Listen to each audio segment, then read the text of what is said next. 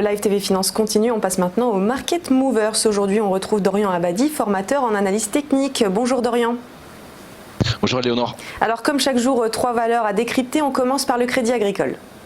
Tout à fait. Donc il y a assez peu d'actualités vraiment françaises en ce moment. On continue de surfer depuis lundi matin sur les inquiétudes suscitées par Donald Trump par rapport donc à la guerre commerciale, et surtout tous les investisseurs attendent en fait de savoir si vendredi les États-Unis vont bien relever leur taxe douanière sur les fameux 200 milliards de dollars de biens importés depuis la Chine.